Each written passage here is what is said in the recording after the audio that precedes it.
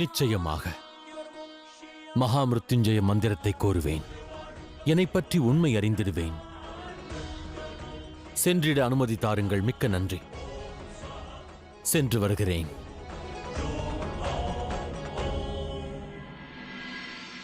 நான் கூறுவதை கவனமாக கேள். வாயுவிற்கும் மீனாட்சிக்கும் விரைவில் விவாகம் நடக்க வேண்டும். இல்லையேல் விளைவு மோசமாக இருக்கும். வாயு விவாகத்திற்கு தயாராக இல்லையே, நான் என்னதான் செய்வது?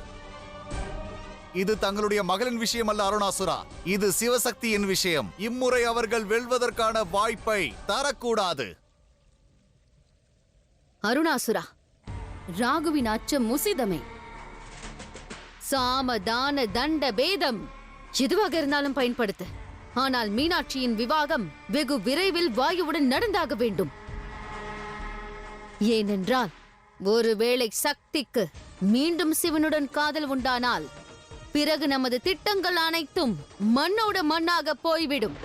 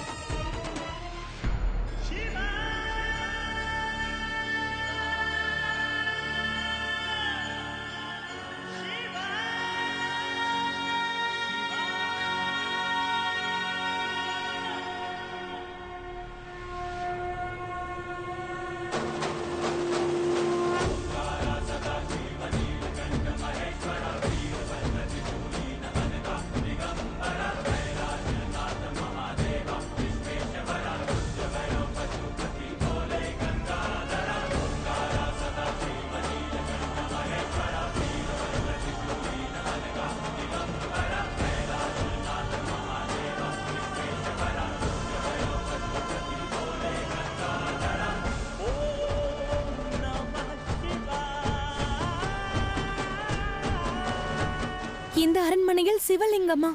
இனி என்ன நடக்கும்? தேவையின்றி நீங்கள் அஞ்சுகிறீர்கள். சிவனும் சக்தியும் எவ்வாறு ஒருவரோடு ஒருவர் இணைவதற்கு வாய்ப்பு இருக்கிறது.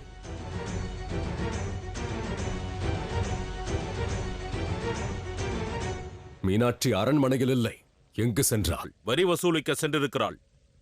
விரைவில் வந்து விடுவாள். ஏழைகளிடமிருந்து கருணையின்றி வரியை வசூலிக்கும் மீனாட்சியிடம் கருணாமூர்த்தியான அந்த மகாதேவர் இணைவதற்கு நிச்சயமாக வாய்ப்பில்லை. நீங்கள் அனைவரும் தேவையின்றி அஞ்சி நடுங்குகிறீர்கள்.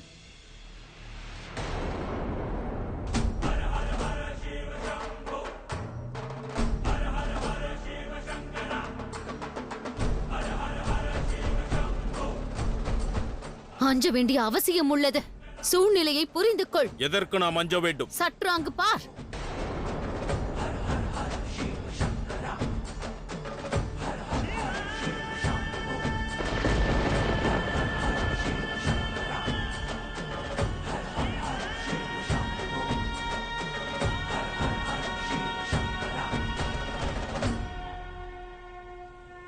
மீனாட்சி சிவலிங்கத்துடனா?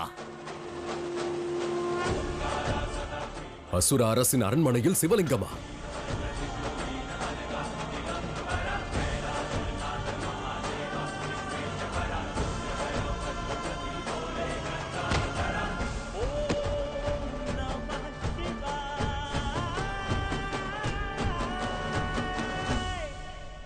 இந்தாருங்கள் தந்தையே, சிவனின் சின்னம்.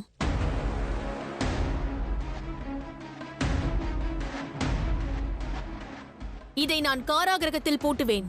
அதோடு வெகு விரைவில் அந்த சிவனையும் இதை போலவே தங்கள் முன்னிலையில் கொண்டு வந்து சேர்ப்பேன். இந்த சிவலிங்கம் உனக்கு எங்கு கிட்டியது மீனாட்சி? வரி வசூலிக்க சென்ற இடத்தில்தான் குருதேவா. ஆனால் அங்கு அந்த சுந்தரனும் இருந்தான். அங்கு அவன்